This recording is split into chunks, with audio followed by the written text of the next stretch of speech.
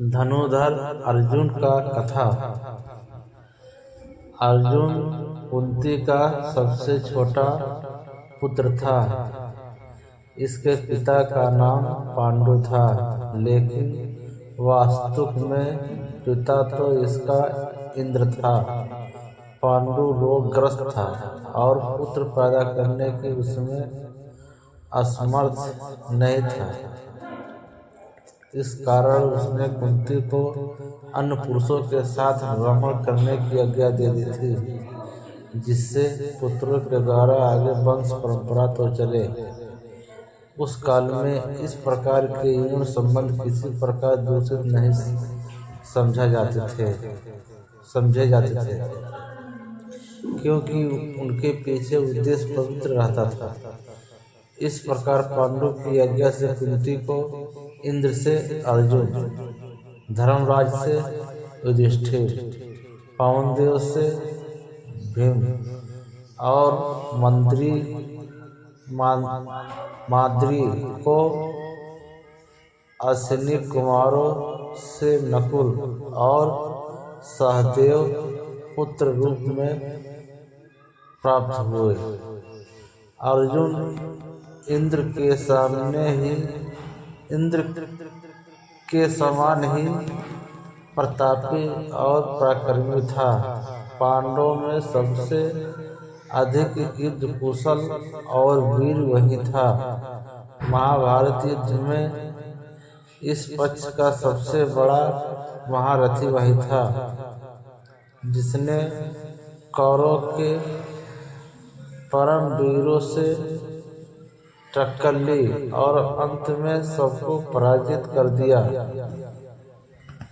इंद्र ने पिता होने के नाते समय समय पर अर्जुन की सहायता की थी। गुरु द्रोणाचार्य ने इसको धनुर्वेद की शिक्षा दी थी। उस समय पाठशाला में कौरव पांडव सभी मिलकर अस्त्र शस्त्र विद्या सीखते थे। अर्जुन उन सब में तीव्र बुद्धि वाला था। गुरु के बताने पर तत्क्षण ही बात उसकी समझ में बैठ जाती थी और वह उसी समय उसका प्रयोग करके सभी अन्य साथियों को विस्मित कर देता था। कौरव के विदेश का एक कारण यह भी रहा। गुरु द्रोणाचार्य उसको अपने पुत्र अश्वत्थामा से भी अधिक चाहते थे। वह भी सदा गुरु की भक्ति में पसंद रहता था। इसी गुरु भक्ति के कारण तो वह महाभारत युद्ध प्रारंभ होने से पूर्व युद्ध स्थल पर खड़ा हुआ व्यथित हो उठा था कि गुरु और इस वृत्त समुदाय को मारकर ऐसा कौन सा सुख है जिसकी मैं कामना करूं। लेकिन कृष्ण के उपदेश ने उसके संशय को मिटा दिया था। फिर भी चाहे द्रोणाचार्य कौरव पक्ष से लड़ रहे थे, अर्जुन की श्रद्धा उनके प्रति कम नहीं हुई थी। जब भी वह गुरु के सामने जाता था, उनको प्रणाम करता था और आशीर्वाद प्राप्त करने की इच्छा करता था। अश्वत्थामा और अर्जुन में काफी गहरी मित्रता थी। वे दोनों ही गुरु के प्यारे थे और सदा अपना अस्त्र शस्त्र कौशल बढ़ाने में लगे रहते थे। एक रात की बात है, गुरु द्रोणाचार्य और अर्जुन पास बैठे भोजन कर रहे थे। उसी समय सहसा दीपक बुझ गया, अंधेरा हो गया और उसमें हाथ से हाथ दिखना असंभव हो गया। उस समय यह देखकर कि अर्जुन के हाथ का कौर सीधे मुंह में ही गया, उन्होंने कहा, वश अर्जुन, और मुझे विश्वास है कि तू शब्द भेदी बाण चलाना शीघ्र सीख जाएगा। उसी समय द्रोणाचार्य ने शब्द भेदी बाण चलाना अर्जुन को सिखाया और वह कुछ ही क्षण में उसकी क्रिया सीख गया।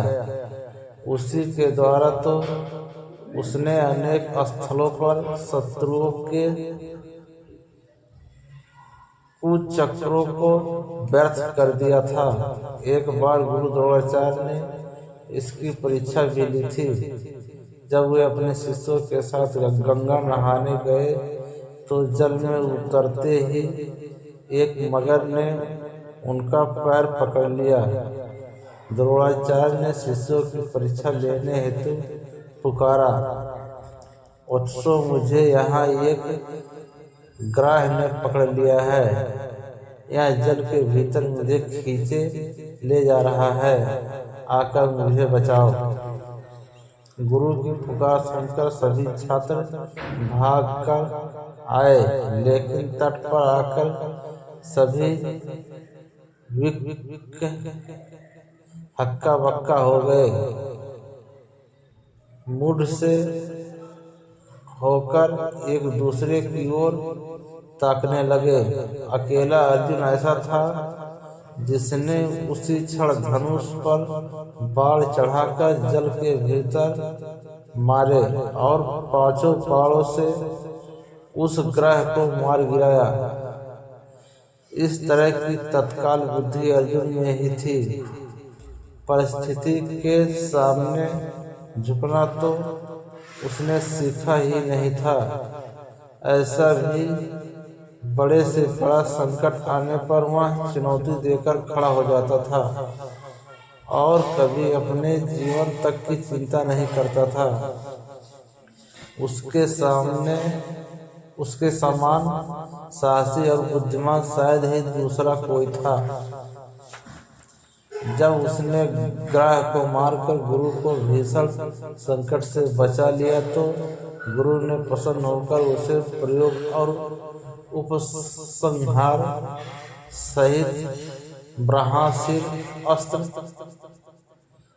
चलाना सिखाया। इसी प्रकार की एक और परीक्षा गुरु द्रोणाचार्य ने ली। परीक्षा के लिए एक दिन निश्चित कर दिया।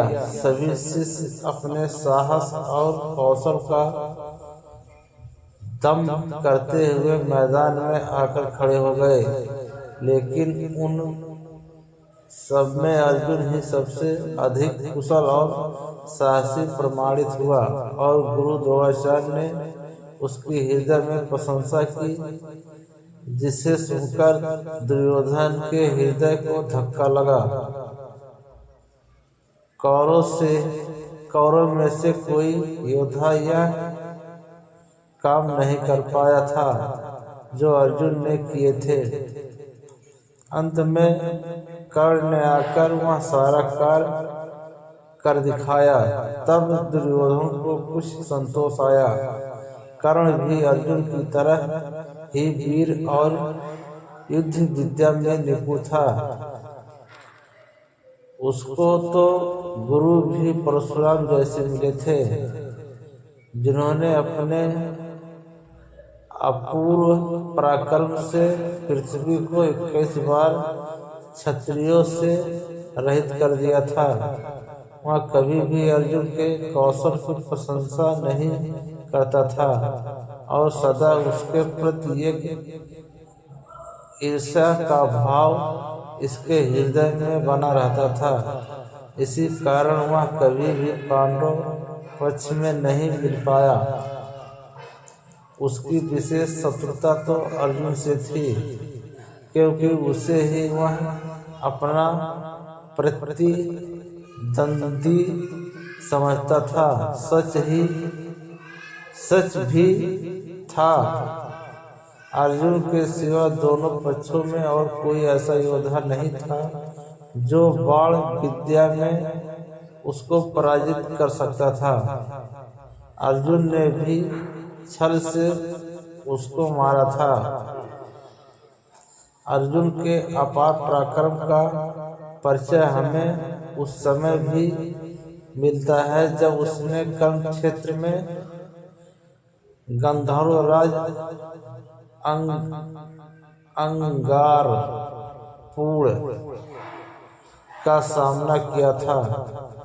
गंधर्वराज महापराक्रमी था और पहले पहले उसने अर्जुन को इस तरह ललकारा था जैसे पर्वताकार देह वाला एक योद्धा एक साधारण व्यक्ति को ललकारता है। लेकिन महाबली अर्जुन ने शीघ्र ही अपने पराक्रम का परिचय दे दिया और कुछ ही क्षणों में अपने युद्ध कौशल से गंधर्वराज को विचलित कर दिया। यहाँ तक कि उसने पराजय स्वीकार करके अर्जुन से मित्रता कर ली और उसे चाक्षुषी विद्या सिखा दी, जिसकी प्राप्ति के लिए 6 महीने तक उसको कठोर तपस्या करनी पड़ी। गंधर्वराज ने पांडवों को गंधर्व जात से 100 घोड़े देने का वचन दिया था। उसी की श्रेष्ठ संपत्ति मानकर पांडवों ने महर्षि धम्ब को अपना पुरोहित बनाया था। धनुर्विद्या में अर्जुन ने जो अद्वितीय कौशल प्राप्त कर लिया था, परिचय हमें द्रौपदी स्वयंवर के समय भी मिलता है। राजा ध्रुपद की पुत्री द्रौपदी का स्वयंवर होने वाला था। देश विदेश से महापराक्रमी क्षत्रिय कुमार राजकुमारी का वर्ण करने की इच्छा से आए हुए थे। उस समय पांडव वनवास का समय काट रहे थे। उन्हें भी जब स्वयंवर का पता चला तो कौतूहलवश वे भी द्रुपद की नगरी में आ पहुँचे। शर्त यह थी कि जो कोई योद्धा स्तंभ के ऊपर घूमती हुई मछली की आँख को नीचे तेल में उस मछली की परछाई को देखकर बेच देगा, उसे ही द्रौपदी अपने पति के रूप में स्वीकार कर लेगी।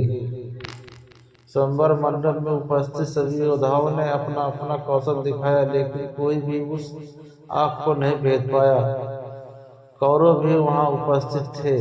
वे भी प्रयत्न करने के पश्चात लज्जित होकर अपने अपने स्थान पर आ बैठे।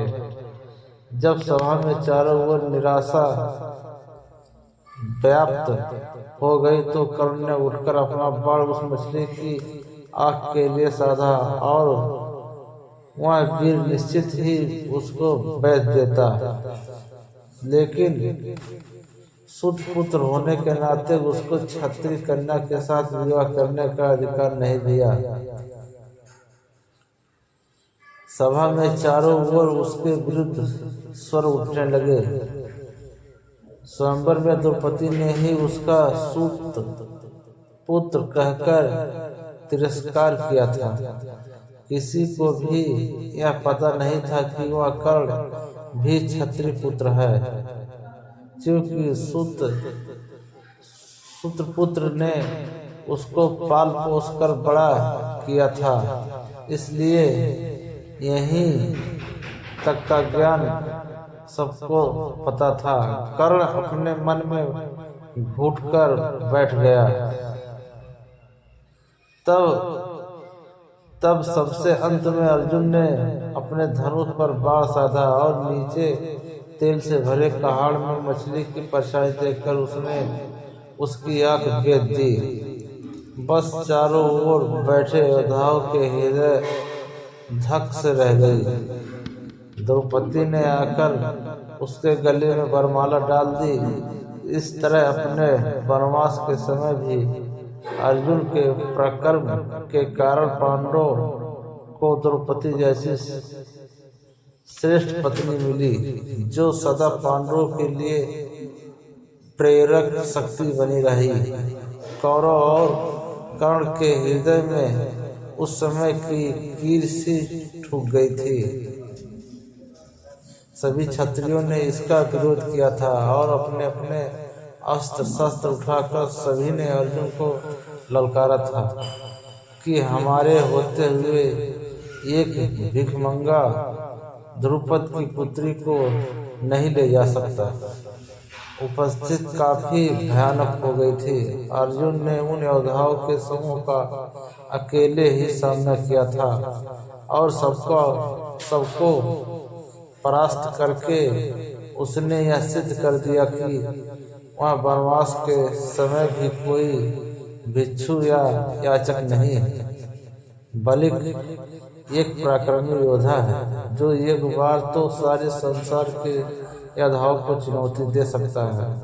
सबको पराजित करके वह अपने भाइयों के साथ द्रौपदी को माता के पास ले गया।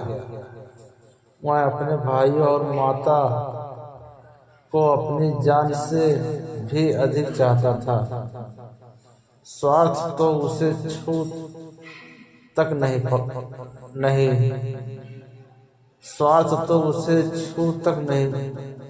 पाया था। यद्यपि द्रौपदी को उसने अपने पराक्रम के बल पर प्राप्त किया था और उसके भोग करने का अधिकार उसी को था, लेकिन माता के यह कहने पर कि जो भिक्षा लाए हो उसे सभी मिलकर बांट लो, अर्जुन ने द्रौपदी के ऊपर अन्य भाइयों का अधिकार स्वीकार कर लिया। कुंती ने तो बिना यह जाने कि वह द्रौपदी थी कोई वस्तु थी, यह बात कही थी, लेकिन अर्जुन ने अक्षरश अपनी माता की आज्ञा का पालन किया। उनकी माता समझ नहीं पाई कि कोई स्त्री है, वो समझी कोई वस्तु है, भिक्षा में मांग के लाए हैं, उसे सब लोग बांट के खा लो, सब लोग बांट के ले लो।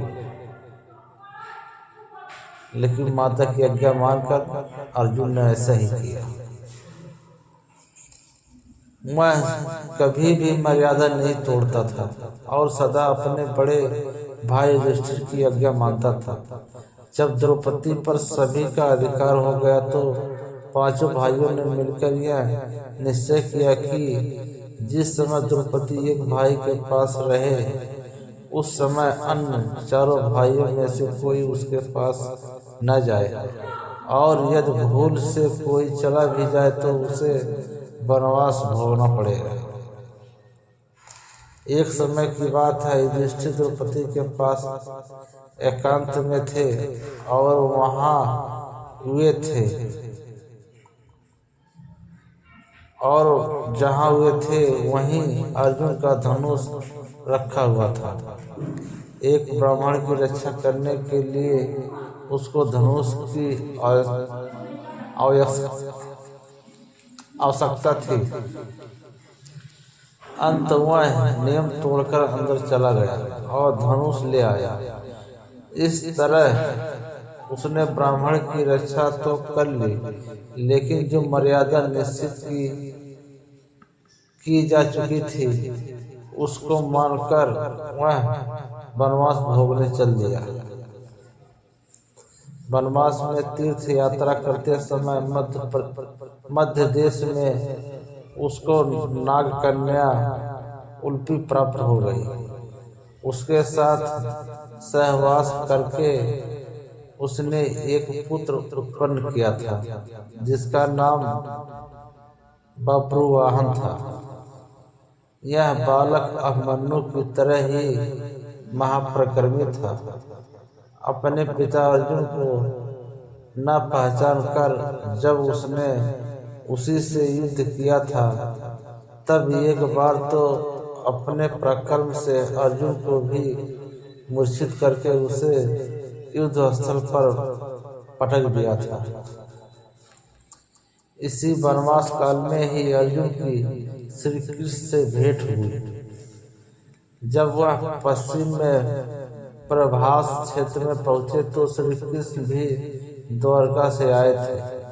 कृष्ण ने उसे द्वारका चलने का निमंत्रण दिया तो वे द्वारका आ गए। नियम का पालन करता हुआ अर्जुन नगर के भीतर नहीं घुसा, बल्कि रेवतक पर्वत पर ही ठहर गया। वहीं बलराम तथा यादवगढ़ प्रमुख व्यक्ति उनसे मिलने आए। कुछ दिन तक वह वहीं रहा। इसी बीच में एक उत्सव हुआ जिसमें उसने कृष्ण की बहन सुभद्रा को देखा। उसके रूप और लौंडे को देखकर वह उस पर मोहित हो गया। कृष्ण उसके हृदय के भाव को जान गए और सुभद्रा के लिए योग्य वर समझकर उन्होंने उसे सुभद्रा का हरण करने की सम्मति दी, क्योंकि कृष्ण यह भली भांति जानते थे कि वैसे बलराम तथा अन्य संबंधी सुभद्रा का विवाह अर्जुन के साथ नहीं करेंगे। सखा की बात पर विश्वास करके अर्जुन ने सुभद्रा का हरण किया। सुभद्रा भी इस योद्धा को देखकर मुग्ध हो गई और पूर्ण संतोष के साथ उसकी पत्नी होकर चली गई।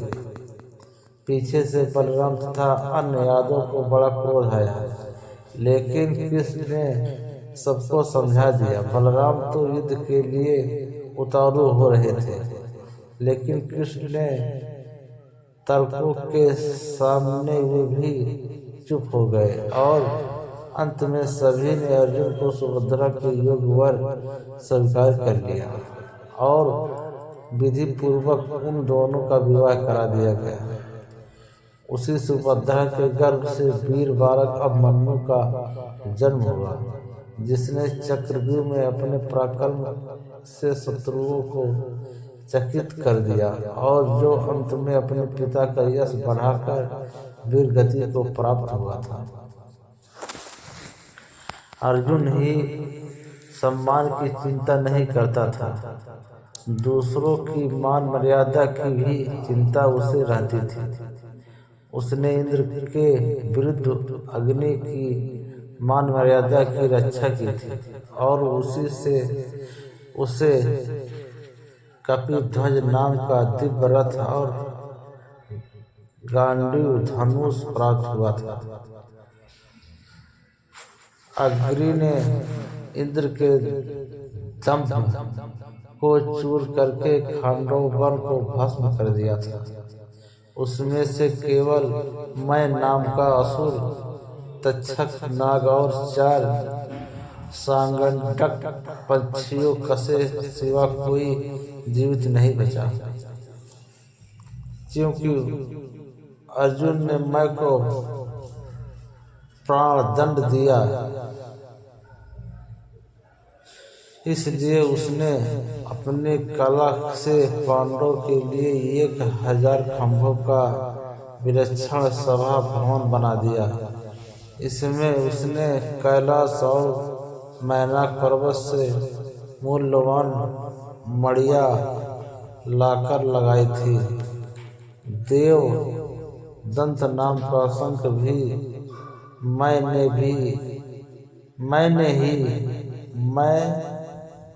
ही अर्जुन को दिया था। अर्जुन महान विजेता था। उसने अनेक राजाओं को जीतकर इतना धन वसूल किया था कि जिससे पांडवों ने बड़ी धूमधाम के साथ राजसूय यज्ञ किया। उस यज्ञ में सभी प्रमुख योद्धा और आचार्यगण उपस्थित थे। श्री कृष्ण को उस यज्ञ में सबसे अधिक सम्मानीय महापुरुष माना गया था। राजसूय यज्ञ का यह समय पांडवों के ऐश्वर्य और समृद्धि का समय था, लेकिन बाद में युधिष्ठिर ने जुए में हारने के पश्चात इनके जीवन का संकट काल उपस्थित हो गया। अर्जुन अपने ज्येष्ठ भ्राता का इतना सम्मान करते थे कि अपना सब कुछ हार जाने के पश्चात जब युधिष्ठिर ने अपने भाइयों और पत्नी को दांव पर लगा दिया, तब भी अर्जुन ने इसका विरोध नहीं किया। यहाँ तक कि दुशासन ने जब भरी सभा में द्रौपदी को नंगा करने का साहस किया, उस समय भीमसेन भी विचलित हो उठा था। लेकिन अर्जुन अपने अंगराज की ओर देखकर चुपचाप बैठा था। वह धीर और बुद्धि था। कभी उतावला होकर कोई कार्य नहीं करता था। जब समय युधिष्ठिर के वचन का सम्मान करके वह चुप रहा था, लेकिन मौका आने पर एक महारथी से द्रौपदी के अपमान का बदला लिया। वह दूरदर्शी भी था।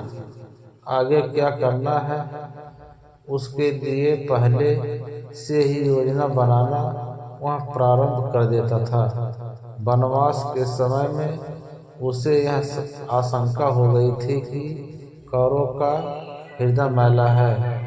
वे वनवास से पश्चात भी राज्य का थोड़ा सा भी हिस्सा नहीं देंगे।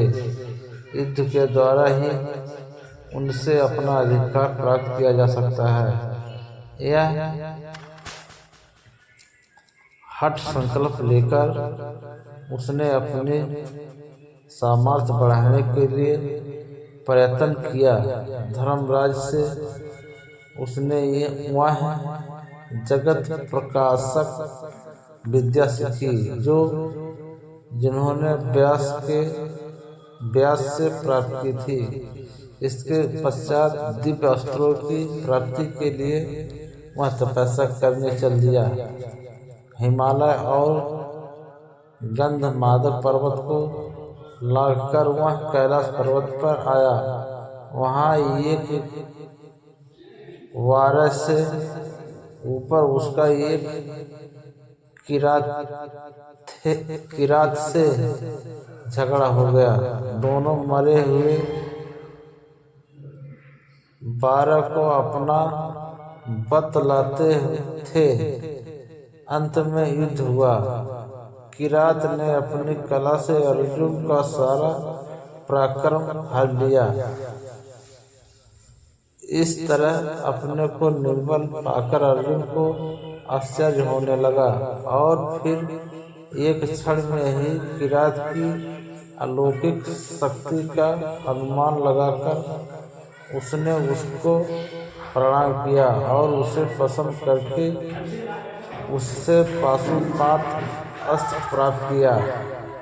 वह किरात और कोई नहीं, स्वयं भेष बदले हुए भगवान शिव थे। इस प्रकार उन्होंने अर्जुन के बल की परीक्षा ली थी।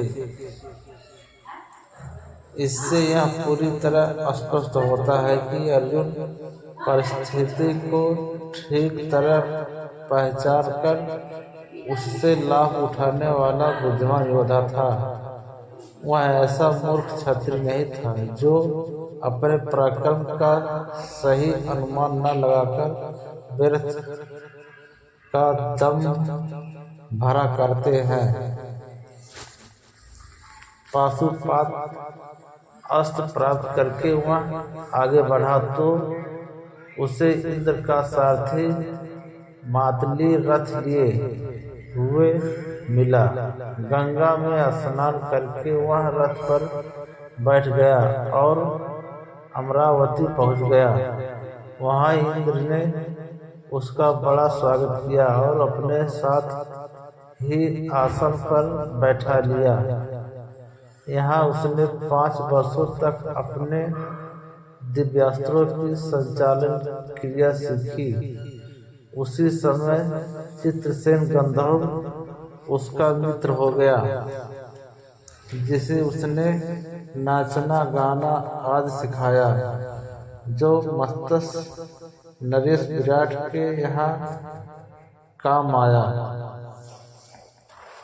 देव सभा में उर्वशी नाम की महासुंदरी अप्सरा आया करती थी, जिसको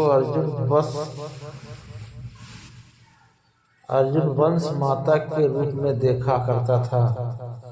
उसके हृदय के भाव को न जानकर चित्रसेन ने समझा कि वह उसके सौंदर्य पर मोहित हो गया है।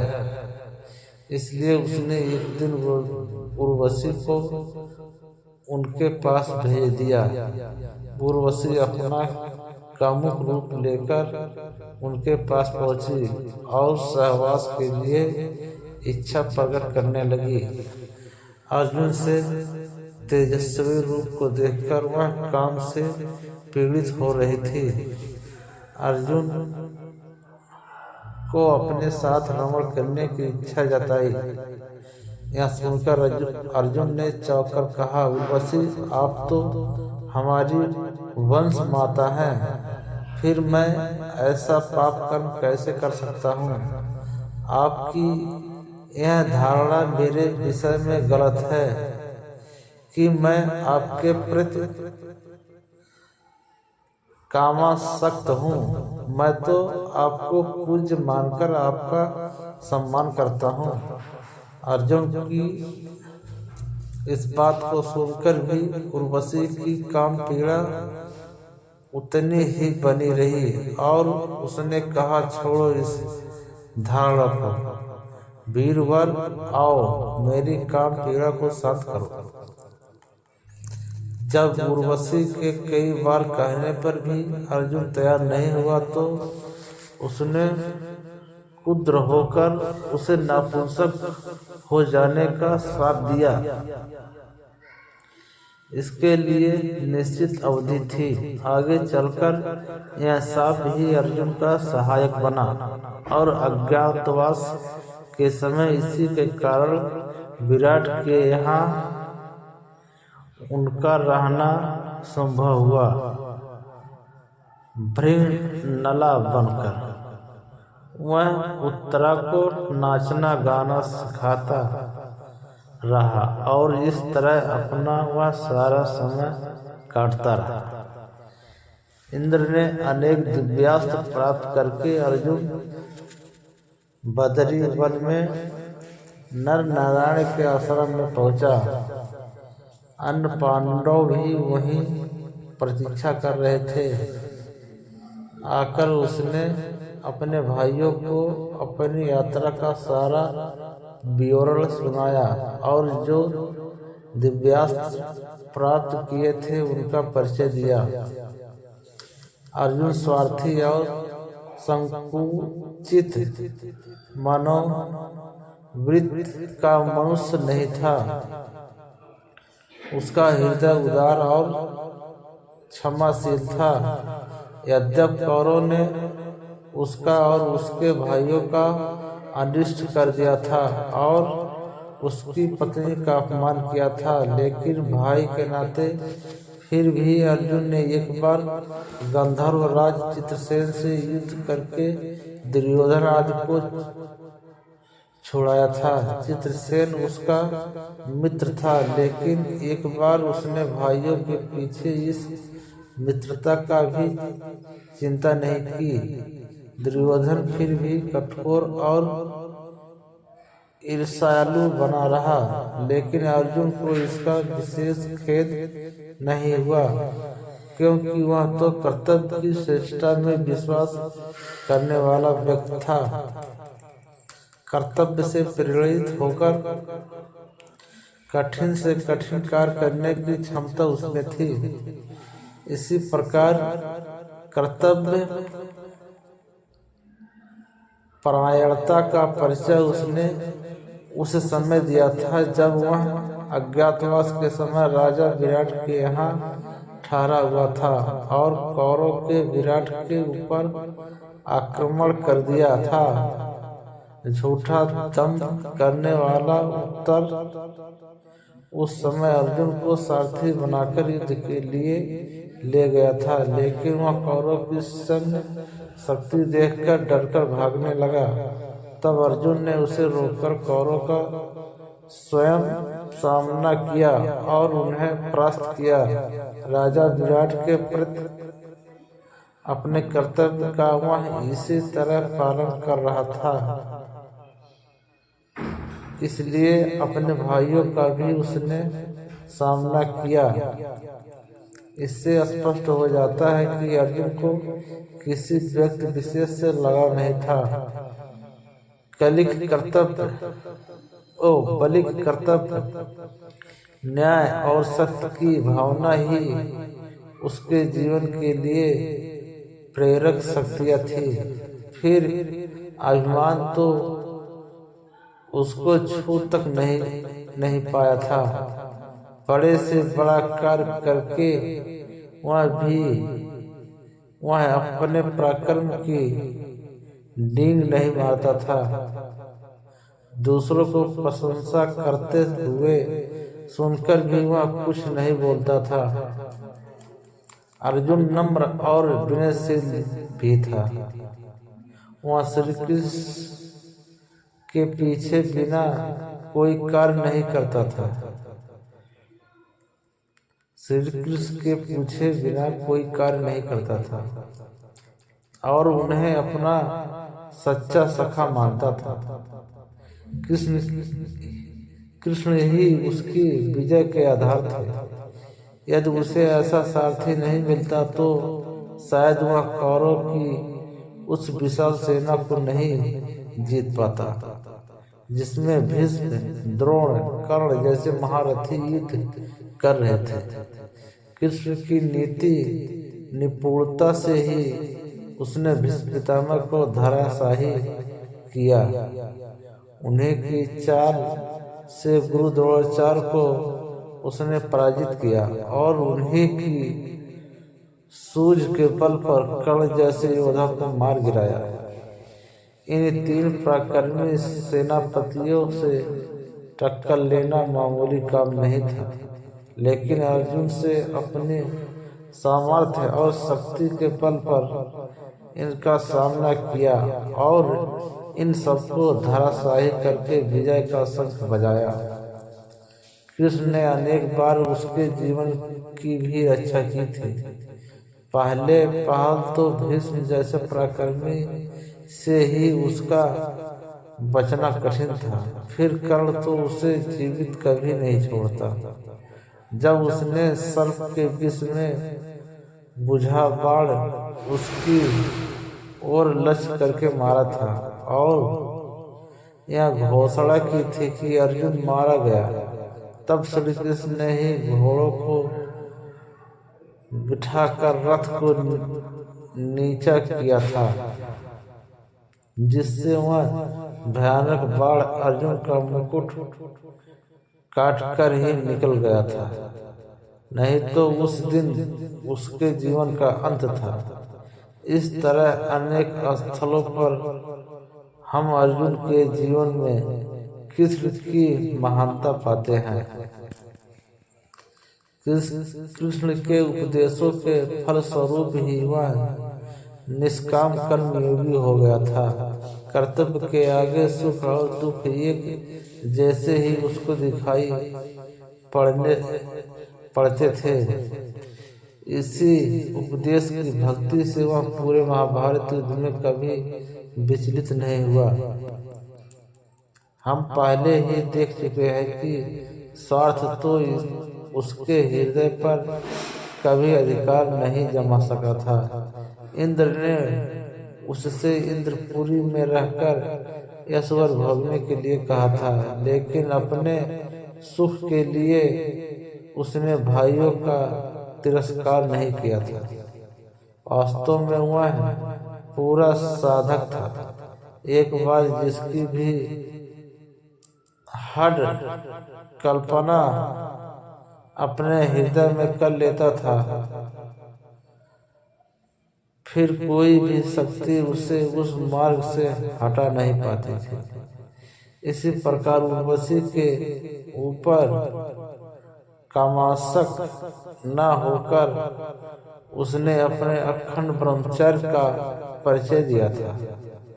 एक तरह से देखा जाए तो वह जितेंद्रिय था, उसको अपने मन पर अधिकार था और जब कभी किसी प्रकार का संशय उठता भी था तो कृष्ण उसको दूर करने के लिए उसके पास रहते थे।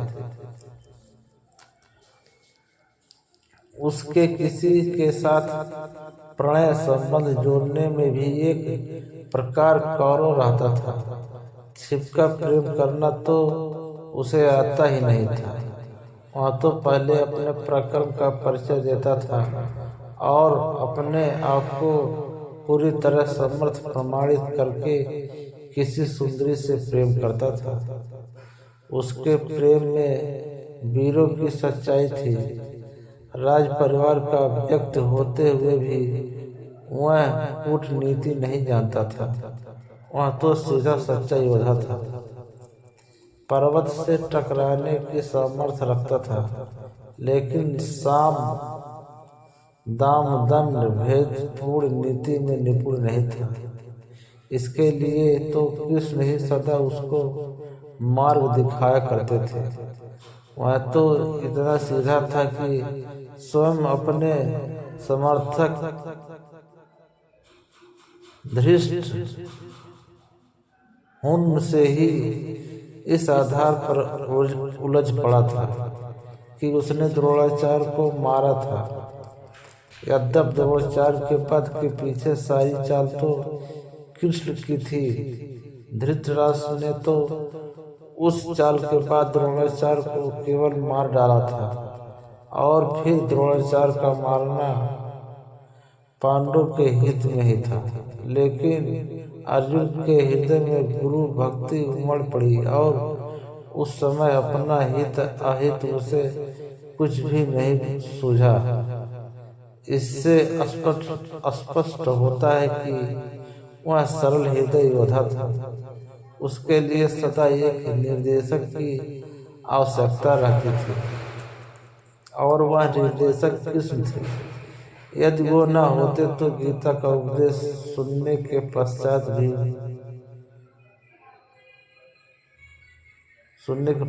भी हो सकता था अर्जुन स्वजनों की मृत्यु देखकर विचलित होकर युद्ध भूमि से चला जाता।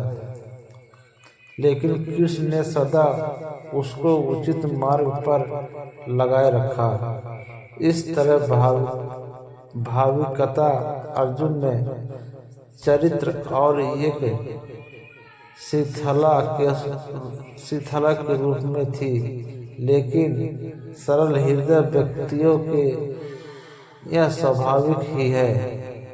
यदि अर्जुन और अन्य पांडव इतने सरल हृदय वाले नहीं तो दुष्ट दुर्योधन उनको इतना कष्ट न दे पाता। वे तो सदा सत्य, न्याय और मर्यादा की रक्षा करना ही अपने जीवन का चरम उद्देश्य समझते थे और राजनीति में इन्हीं वस्तुओं की विशेष आवश्यकता नहीं होती। उसे तो आवश्यकता पड़ने पर कुटिलता का भी आश्रय लेना पड़ता था। महाभारत में राजा के धर्म के विषय में विस्तृत निवेचन है, जिसमें राजा की नीति का वर्णन किया गया है और बताया गया है कि भेद नीति से राजा को अपने शत्रुओं का दमन करना चाहिए। सरलता और सच्चाई का आश्रय लेने से शत्रु कभी बस में नहीं आ सकता। यही पांडवों की कमजोरी थी। लेकिन कृष्ण जैसे कूटनीतिज्ञ उनके साथ थे, इसलिए अंत में विजय उनकी हुई। इस सरलता का एक उदाहरण यही है कि अर्जुन के पुत्र का वध कौरव ने कर दिया था और उस पर दुखी होकर उसने जयद्रथ को मारा था। लेकिन अगर वह चाहता तो अपने दिव्य अस्त्रों के बल से सभी शत्रुओं का विनाश कर सकता था। लेकिन उसने ऐसा नहीं किया। दूसरी तरफ अश्वत्थामा को देखो कि कितने दिनों तक उसके हृदय में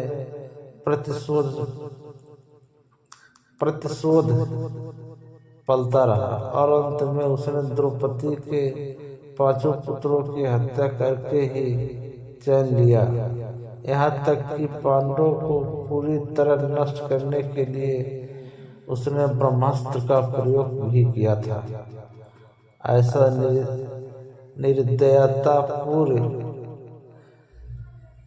निर्दयतापूर्ण कार्य अर्जुन कभी नहीं कर सकता था।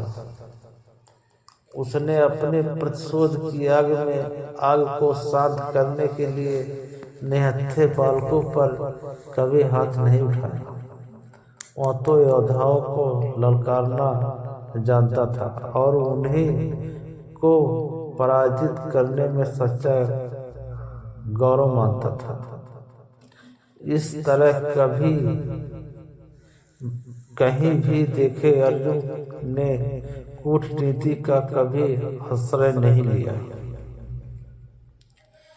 इसके अलावा क्षमा भी उसके स्वभाव का विशेष गुण था। यह वो तो युधिष्ठिर में विशेष रूप से था।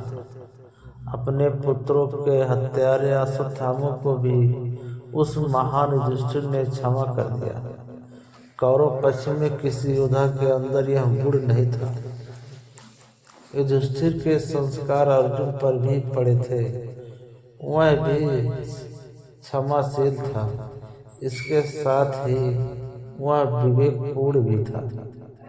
अपनी भूल पर पश्चाताप करने का साहस उसमें था। एक बार युधिष्ठिर के लिए अर्जुन के मुंह से कुछ कटु वचन निकल गए, लेकिन फिर स्वतः अवस्था में आने पर उसने अपनी भूल पर पश्चाताप किया और अंग्रेज से क्षमा मांगी। अंग्रेज की आज्ञा पालन करना ही उसके जीवन का सुख था। असंतोष तो कभी उसने अनुभव ही नहीं किया और न कभी यह कामना की कि मुझे अपने भाइयों से अधिक मान प्रतिष्ठा मिले। दुर्भिमान उसे छू तक नहीं गया था। देखा जाए तो उसी के बल पर पांडवों ने हर जगह विजय प्राप्त की थी, लेकिन कभी भी उस वीर ने यह आकांक्षा नहीं की कि कोई अलग राज्य स्थापित कर ले या कभी अपने पराक्रम की डींग मारने लगे। उसके चरित्र में एक महापुरुष की सी गरिमा था, जो जीवन के लघु स्वार्थों से उठकर विराट शक्तियों का साक्षात्कार कर लेता है। वैसे अर्जुन वेद वेद्यांग पढ़ा हुआ था। कभी कभी लोग कर्ण का अन्यायपूर्ण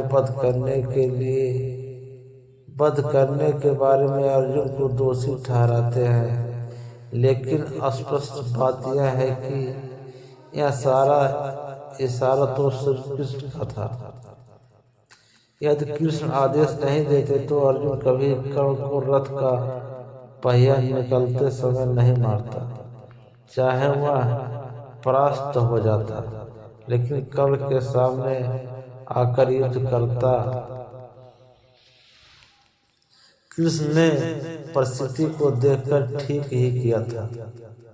इसके अलावा कर्ण को मारना और किस तरह से संभव नहीं था।